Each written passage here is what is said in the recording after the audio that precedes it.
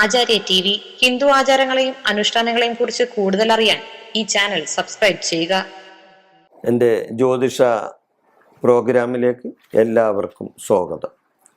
ഞാനിന്ന് പറയാൻ പോകുന്ന ജ്യോതിഷ വിഷയം, കുടുംബത്തിന് സൗഭാഗ്യങ്ങൾ കൊണ്ടുവരുന്ന ചില നക്ഷത്രങ്ങളുണ്ട്.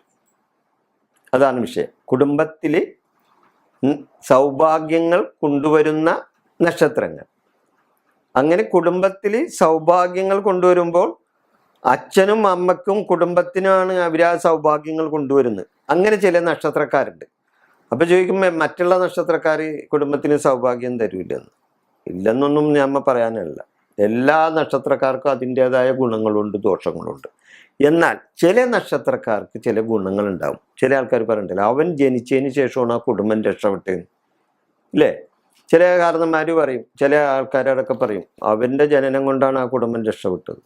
അല്ലെങ്കിൽ അവർക്ക് തന്നെ സ്വയം തോന്നും ആ കുഞ്ഞവിടെ ജനിച്ചതിന് ശേഷമാണ് ആ കുടുംബം രക്ഷപ്പെട്ടത്. അങ്ങനെ ചില കാര്യങ്ങളാണ് ഞാനിവിടെ പറയാൻ ഉദ്ദേശിക്കുന്നത്. ചില കുടുംബത്തിൽ ചില നക്ഷത്രക്കാർ ജനിച്ചാൽ ആ കുടുംബത്തിന് സൗഭാഗ്യങ്ങൾ തന്നെ വന്നു ചേരും. ചില കുടുംബത്തിൽ ചില നക്ഷത്രക്കാർ ജനിച്ചാൽ ആ കുടുംബത്തിൽ സൗഭാഗ്യങ്ങൾ വന്നു ചേരും. ആ ജാതകൻ വീട്ടിലുള്ളിടത്തോളം അവിടെ നേട്ടങ്ങളായിരിക്കും ഉണ്ടാവുന്നത്. ആ ജാതകൻ ആ വീട്ടിൽ ഉള്ളിടത്തോളം കാലം ആ വീട്ടിൽ നേട്ടങ്ങൾ ഉണ്ടാവും. ഈ നേട്ടങ്ങൾ ഉണ്ടാവുന്ന ഈ നക്ഷത്രങ്ങൾ ആരൊക്കെയെന്നറിയണ്ടേ? അത് ഞാൻ പറയാം. ഇങ്ങനെയുള്ള ചില നക്ഷത്രക്കാർ ഉണ്ടെന്ന് വെച്ച് മറ്റ് നക്ഷത്രക്കാരെ മോശക്കാരായി ആരും കാണണ്ട കേട്ടോ. ഞാൻ നേരത്തെ പറഞ്ഞല്ലോ, മറ്റ് നക്ഷത്രക്കാരെ മോശക്കാരായിട്ടൊന്നും കാണണ്ട. ഓരോരുത്തർക്കും അവരുടേതായ മുൻജന്മ കർമ്മദോഷങ്ങൾ ഉണ്ടാവും. ഓരോ നക്ഷത്രത്തിലും ജനിച്ചു വീഴുന്നവർക്ക് എല്ലാവർക്കും അവരുടെ മുൻജന്മ കർമ്മദോഷങ്ങൾ അനുഭവിച്ച് തന്നെ പോകണം.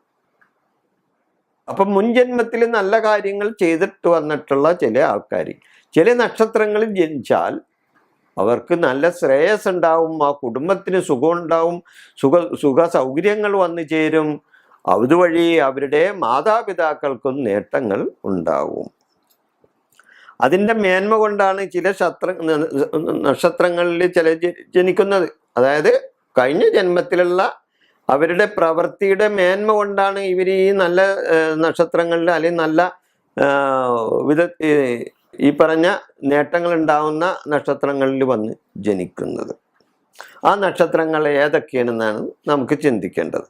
ആ നക്ഷത്രങ്ങൾ ഏതൊക്കെയാണ്? മകം നക്ഷത്രം അതിലൊന്നാണ്.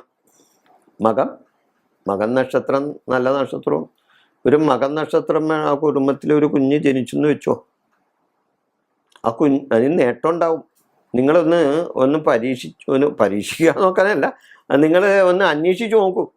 ഏതെങ്കിലും കുടുംബത്തിൽ ഒരു മകം നക്ഷത്രക്കാരെ ആരെങ്കിലും ഉണ്ടെങ്കിൽ വളരെയധികം നല്ലതാണ്. ആ കുടുംബത്തിന് നേട്ടം ഉണ്ടാവും. അപ്പം മകം നക്ഷത്രം കഴിഞ്ഞാൽ പിന്നെ ഉള്ളത് രോഹിണി നക്ഷത്രവും. രോഹിണി നക്ഷത്രക്കാരും ആ കുടുംബത്തിന് നേട്ടങ്ങൾ ഉണ്ടാക്കും. രോഹിണി കഴിഞ്ഞാൽ പിന്നെ തിരുവോണം നക്ഷത്രക്കാർ. തിരുവോണക്കാർ ഇത്തിരി കുറച്ച് അങ്ങോട്ട് കുറെ കഴിഞ്ഞതിന് ശേഷം ഒരു ഗുണത്തിന് വീടിന് ഗുണമാകാൻ സാധ്യതയുള്ളു. എന്നിരുന്നാലും തിരുവോണ നക്ഷത്രക്കാരും വീട്ടിൽ ഗുണം ഉണ്ടാക്കുള്ളൂ. തിരുവോണ നക്ഷത്രം, പിന്നെ പുണർദ നക്ഷത്രം. തിരുവോണം കഴിഞ്ഞാൽ പുണർദ നക്ഷത്രമുണ്ട്, പിന്നെ വിശാഖം നക്ഷത്രമുണ്ട്, പൂരുരുട്ടാതി നക്ഷത്രമുണ്ട്, അശ്വതി നക്ഷത്രമുണ്ട്, തിരുവാതിര നക്ഷത്രമുണ്ട്, മൂലം നക്ഷത്രമുണ്ട്, രേവതി നക്ഷത്രമുണ്ട്, ഭരണി, പൂരം, പൂരാടം നക്ഷത്രമുണ്ട്. ഈ നക്ഷത്രങ്ങളെല്ലാം കുടുംബത്തിന് സൗഭാഗ്യങ്ങൾ കൊണ്ടുവരുന്ന നക്ഷത്രങ്ങളാണ്. ഇനി മറ്റുള്ളവർ സൗഭാഗ്യം കൊണ്ട് തരില്ല എന്നൊന്നും ഞാനൊന്നും പറയുന്നില്ല കേട്ടോ. കാരണം ഇത് സാമാന്യമായ ഫലങ്ങളാണ്. നമുക്ക് എല്ലാ കാര്യങ്ങളും വിശദമായിട്ട് ഈ 3-4-5 മിനിറ്റ് കൊണ്ടൊന്നും പറഞ്ഞു തരില്ലല്ലോ. അപ്പോൾ അതുകൊണ്ട് സാമാന്യമായി വരുന്ന ചില നക്ഷത്ര ഫലങ്ങളാണ് ഞാൻ ഇവിടെ പറയുന്നത്. അപ്പോൾ സാമാന്യമായി ഈ നക്ഷത്രങ്ങൾ എല്ലാവരുടെ കുടുംബത്തിൽ ഇവർ ഐശ്വര്യം കൊണ്ടുവരും എന്നാണ് ഞാൻ ഇവിടെ പറയുന്നത്. ഇതുകൂടാതെ മറ്റ് നക്ഷത്രങ്ങളിൽ ജനിക്കുന്നവർക്ക് വളരെയധികം നേട്ടങ്ങൾ ഉണ്ടായിട്ടുണ്ടാവും.